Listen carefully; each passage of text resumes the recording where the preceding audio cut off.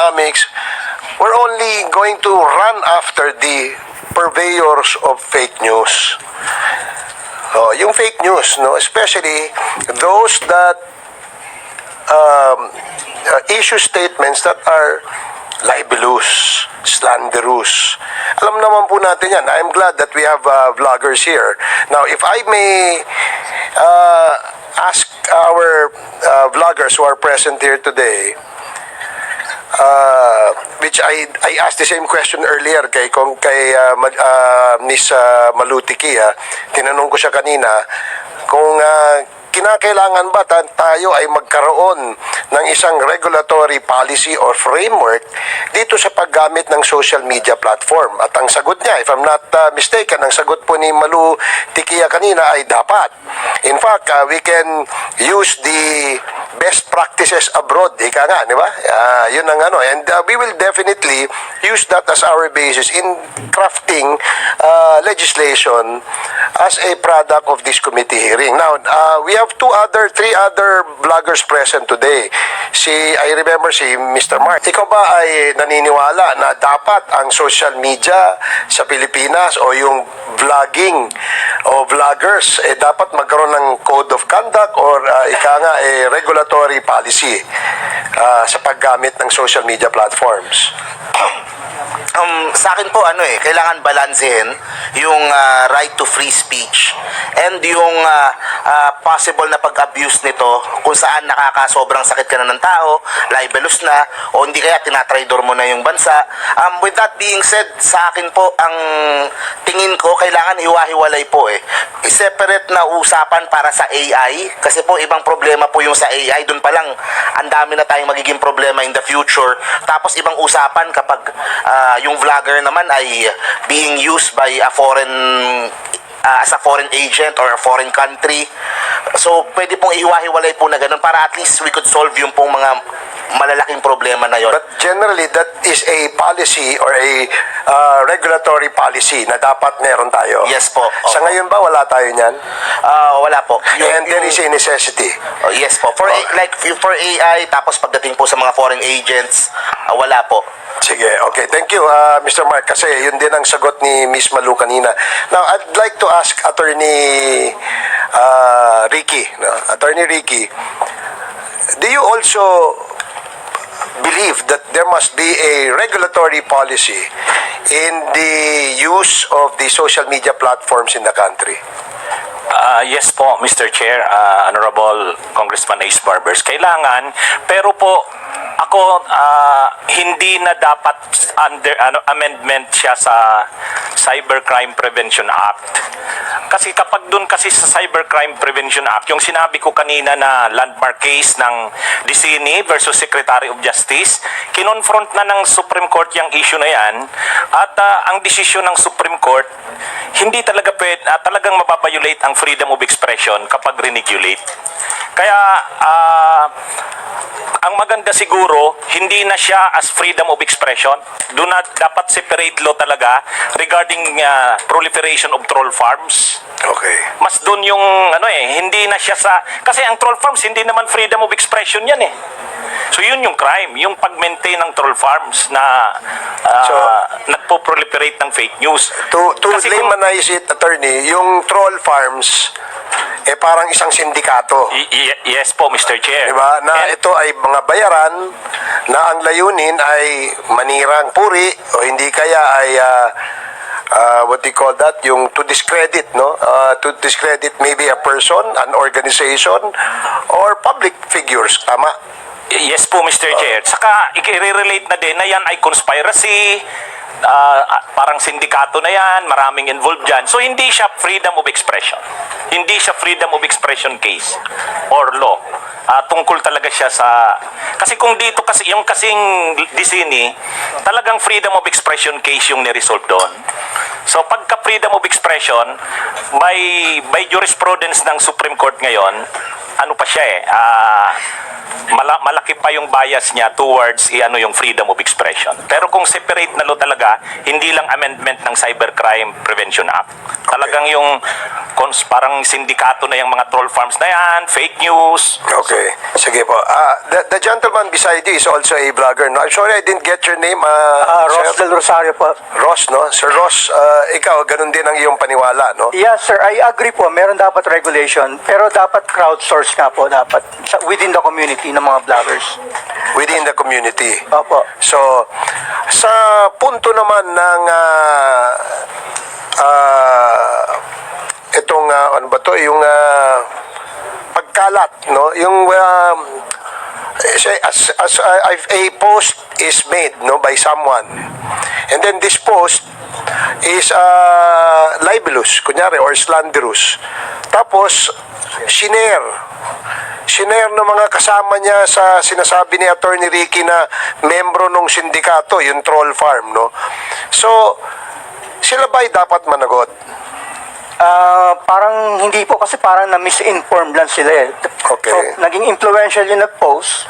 So, akala nila totoo. So, they reshared it. So, parang hindi po siya directly, parang na-misinform nga po sila dahil akala nila totoo. Dahil probably popular siya o celebrity or influential din. So, naapektuhan lang po sila. Parang naging very influential yung nag-share. Ay, nag-post. Okay. So, parang hindi po sila directly dapat parusahan. I'd like to ask also our resource persons, yung ating mga vloggers. You're familiar with the video na pinapakalat, no? Yung fake video where apparently our president is using drugs, no? So, ikaw, Miss Malutikya, what can you say about that video? Sir, I did not share the video. Yeah, but I'm just asking your opinion. Ano ba? Is that kasi marami nang nagsasabi na these are manipulated, these are AI generated, these are deepfakes. And you agree with those findings, correct?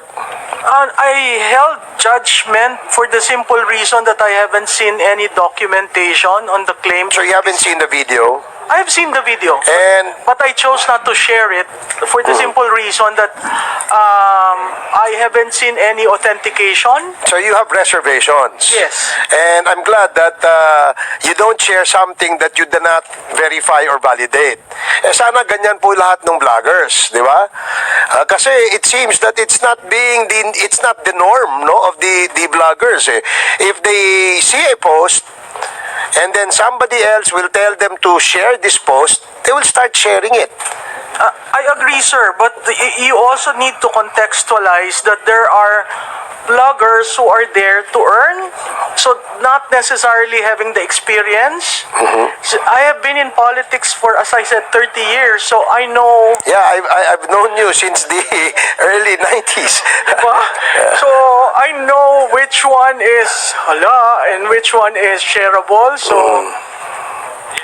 Yeah, well, that's why I said I'm glad that you're that kind of a social media user, no?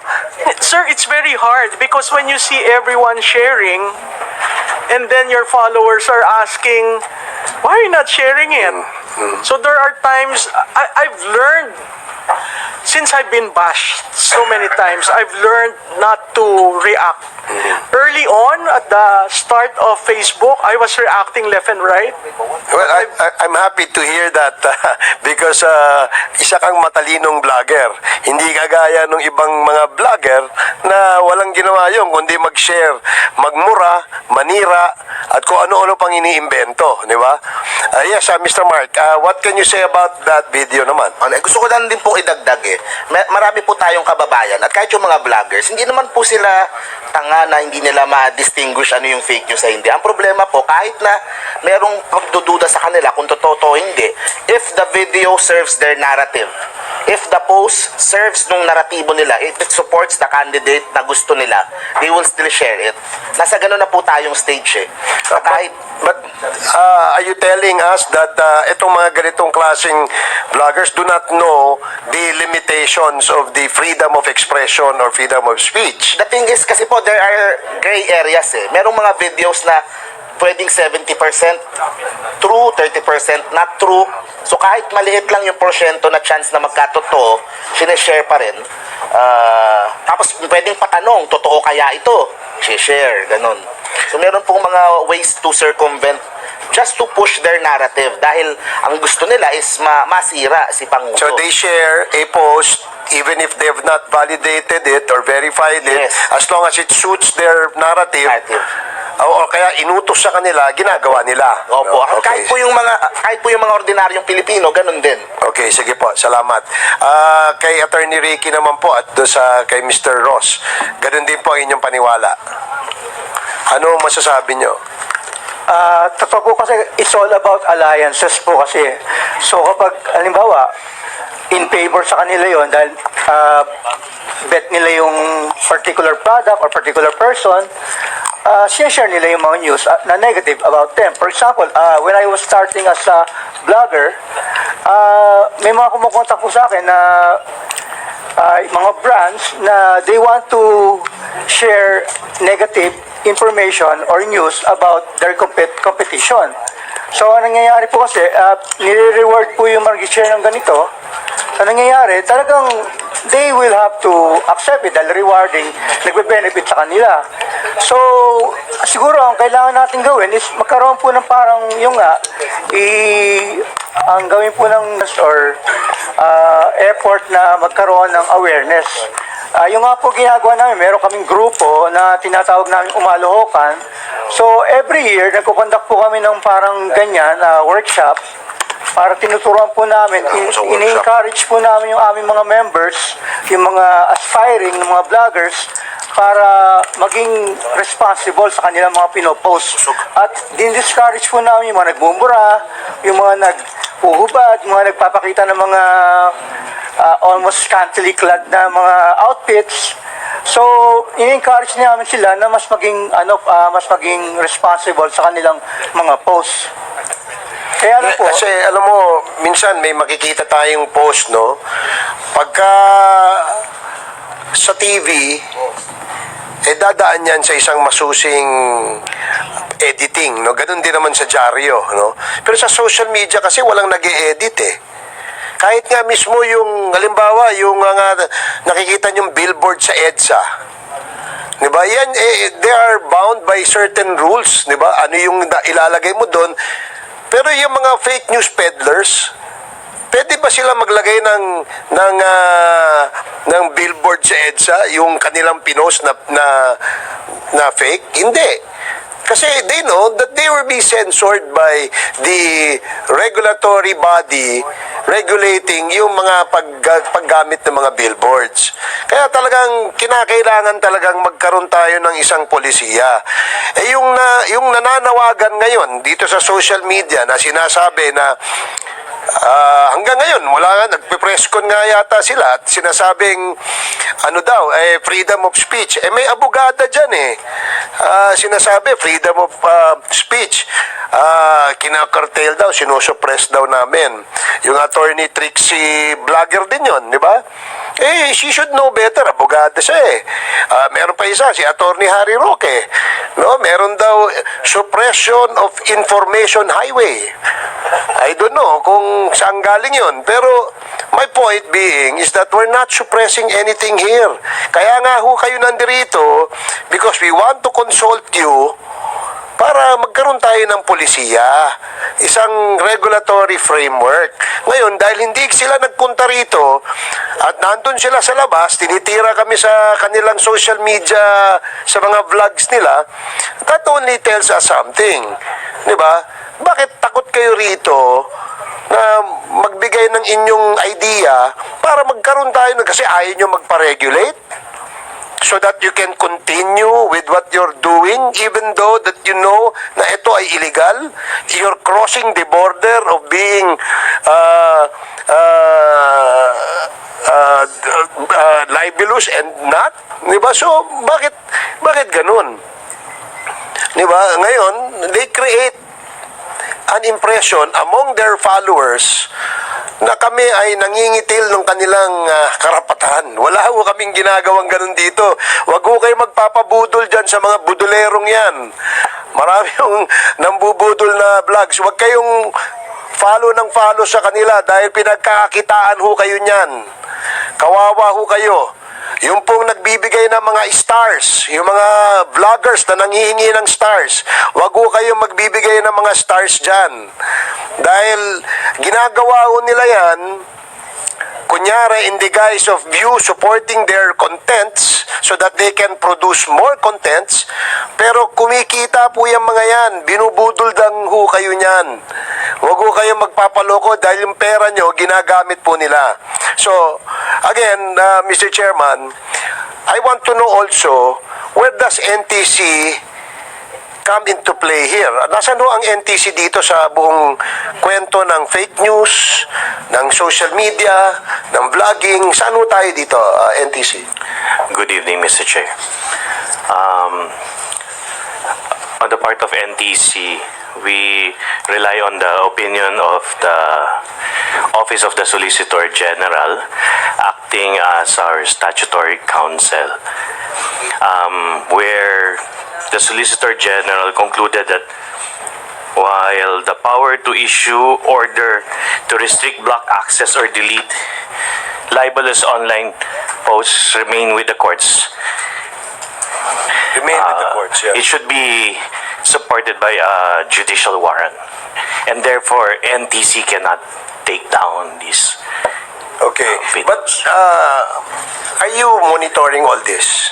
Assuming somebody asks for materials or maybe perhaps evidence from your end, can you provide that?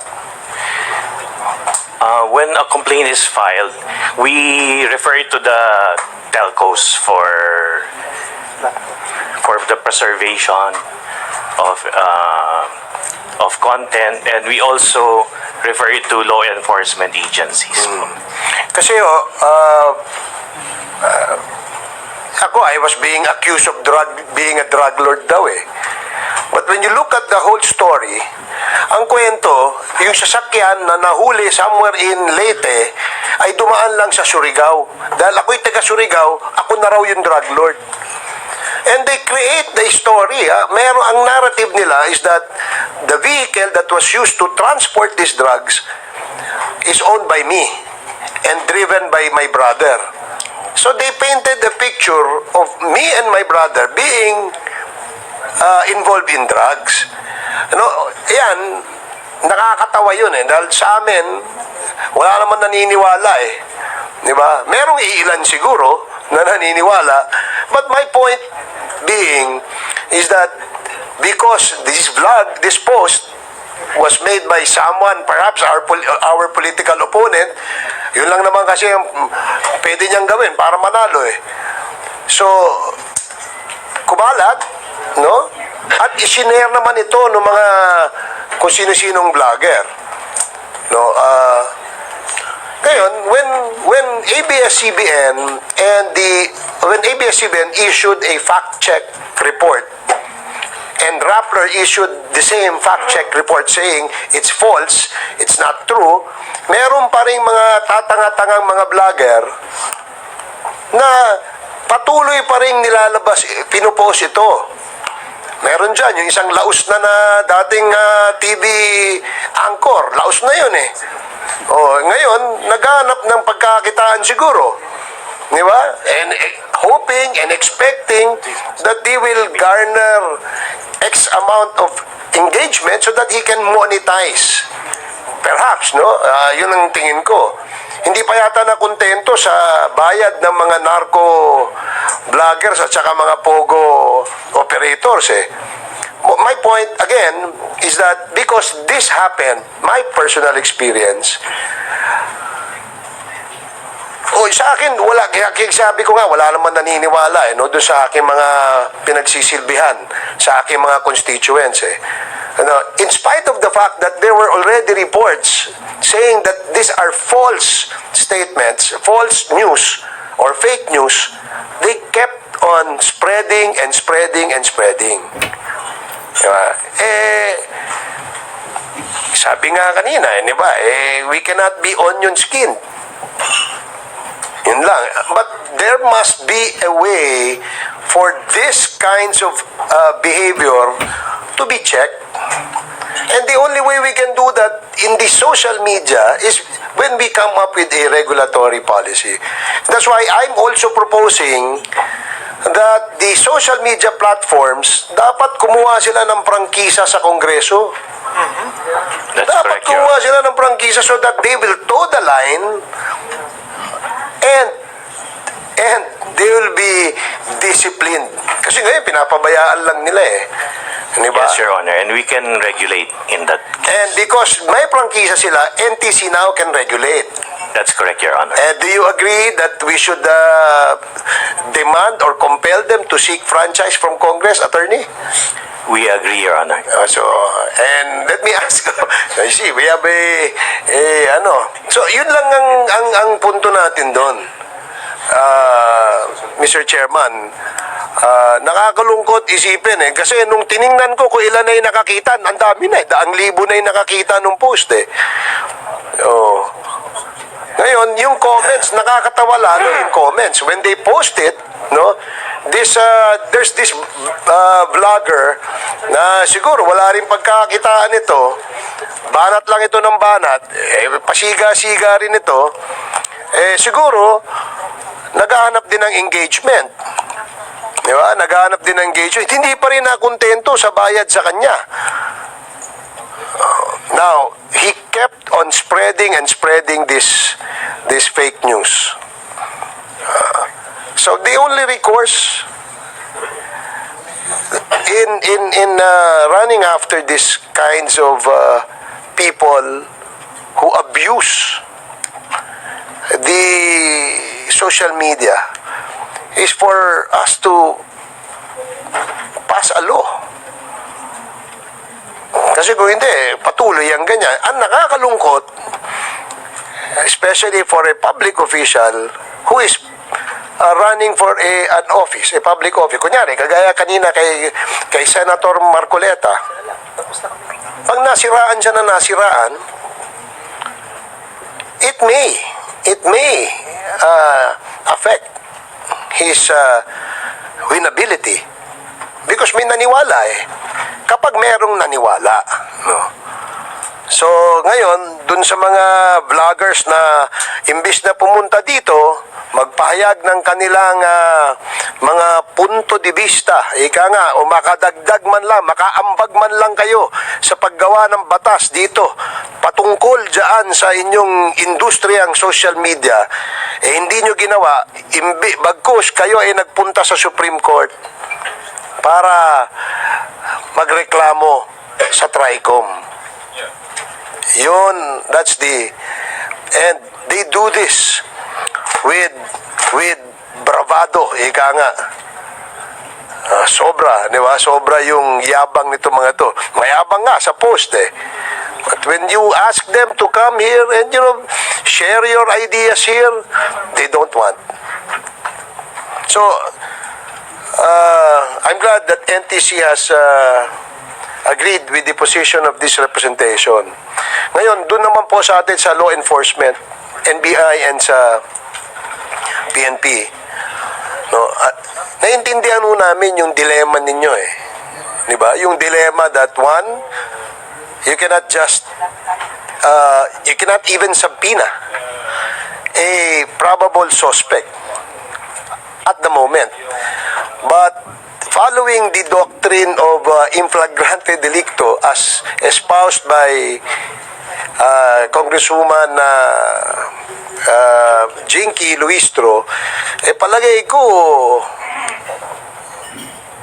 meron na kayong legal na basihan.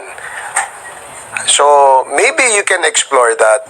That's a good issue that you can study so that your job will become easy. Marami may naninira, hindi na lang, wala nang ang respeto di ba? They call names. They call us names. Tapos ang mabigat, yung nananawagan ng kaguluhan sa bayan. Di ba? Kayo, bilang law enforcers, naiintindihan nyo na ito ay isang malaking yung nananawagan ng kudita ngayon, hindi na ngayon makita di ba? Nung una, nung hindi siya pinapansin, ang tapang-tapang niya. Ngayon, when the authorities wanted to implement what the law says, nagtatago na ito.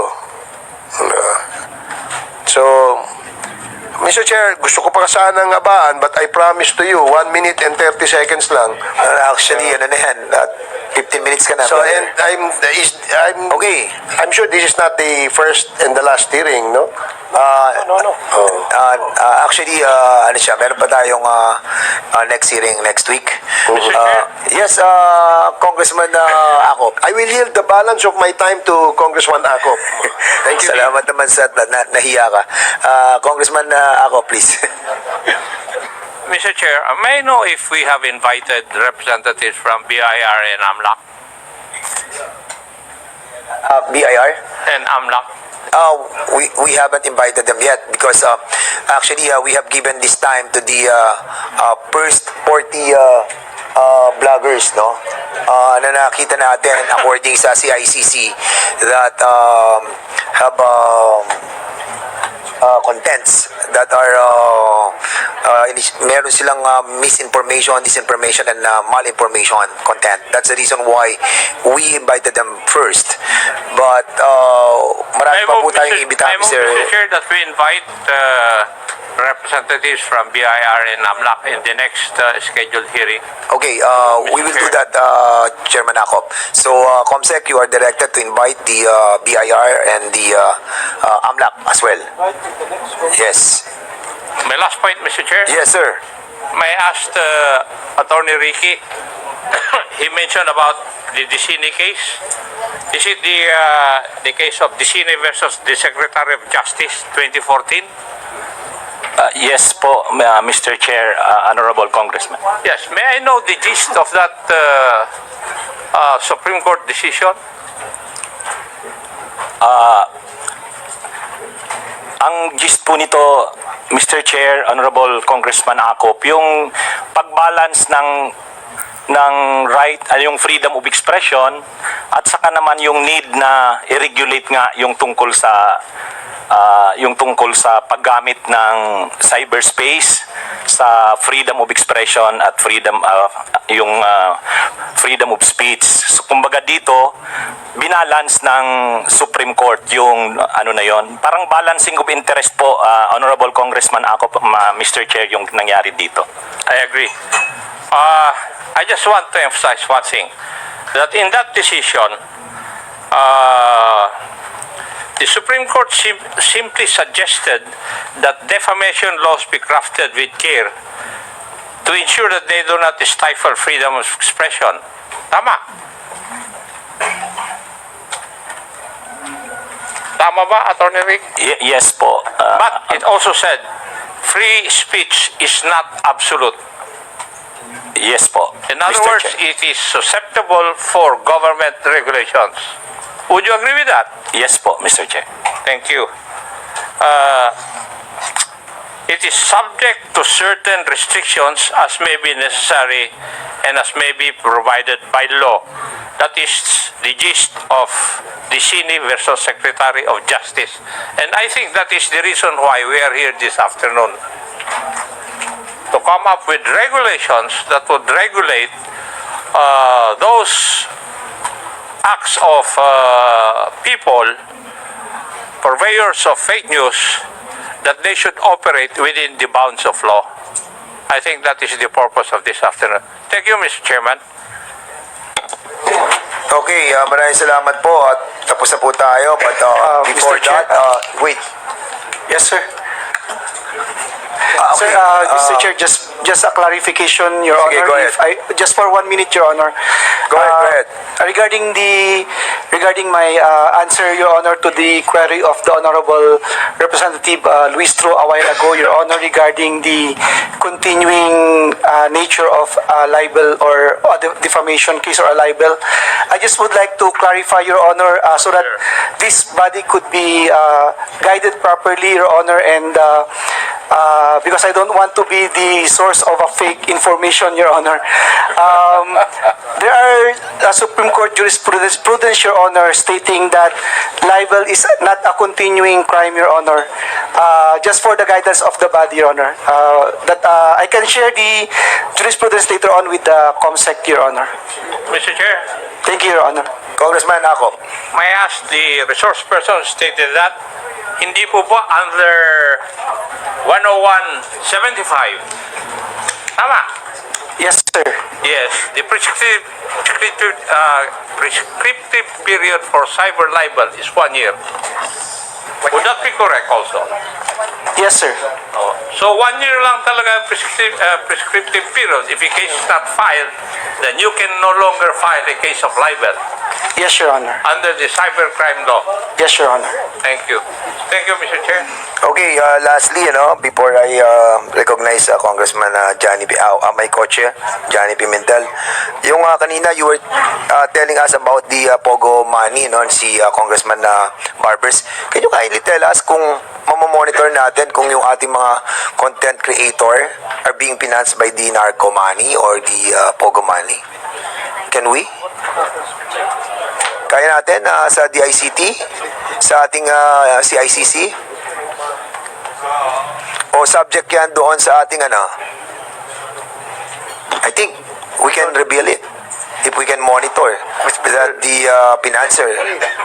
Mr. Chair, we don't currently have that information. What? We don't currently have that information, but we'll check. We'll check with other agencies involved. Kasi sinasabi nyo kanina, kita nyo yung mga suspect, di ba? May mga suspect kayo but ang problem niyo, you wanted to have an executive session kasi nga may involvement na ng national security. Can you divulge it to us after this? Can we have a Yes, Your Honor. okay, konti lang naman tayo, no? Okay, tapos ito pong BIR, yun na nga tatanungin sana natin sila, yung mga vloggers, si Atty. Ricky saka si Mark. Are you paying the right taxes for this? Yung mga monetization po ninyo? Yan po. Currently po kasi merong rule yung BIR, pag 250,000 below, yung pong kita hindi po kasama doon. So ngayon po merong kinakaltas si YouTube na tax sa Amerika. So ganun po yung current. Oh, no. As a BIR, that's not applicable with us, ha? Opo. If the taxes are being paid sa US, iba yung sa atin. Iba po yun, nga po. Tapos sa BIR po, pag 250,000 below, ay hindi po hindi. Particularly you Mark, hindi ka nagbabayad sa Ngayon po hindi po. Mababa lang po yung Attorney Ricky. Nagbabayad po. Actually po yung sa US kasi, tax withheld po lang kaagad yun. Yeah, correct. Tapos dito, nagbabayad pa rin po dito. So, yun din ang tatanong sana natin doon sa mga invited vloggers natin. Kung they are paying the right taxes. But having invited by Congressman Ako, so most likely we'll be submitting all the names of these vloggers to the BR for us to find out if they are paying the right taxes doon sa kinikita nila. If not, then subject na naman po yan sa magiging I don't know. Pero, okay, yung pong kanina sinabi po ni Congressman Ace Barbers, yung prangkisa, which nakita ko, maganda rin to kung talagang the social platform will not cooperate with us. Yung franchise ay magandang alternative, di po ba? Pero ang tanong sa NTC, kung halimbawa nagkaroon tayo ng ganitong congressional act na kailangan may franchise sila Google, may franchise sila Meta, sila TikTok, but wala tayong firewall like sa China, and they can't enter our airspace. even without informing us, people can access to their platforms. So, anong gagawin ng NTC kung bigyan nga natin ng franchise ang Pilipino investor na magtayo ng sariling platform, but wala tayong firewall? So what will happen to these platforms? Ang bigat ng competition. Hypothetically, Your Honor, the NTC can direct all telcos and internet service providers to block access to a website of an entity that does We not, can do that, that is not compliant with our laws. but they can use the VPN backdoor. Di ba?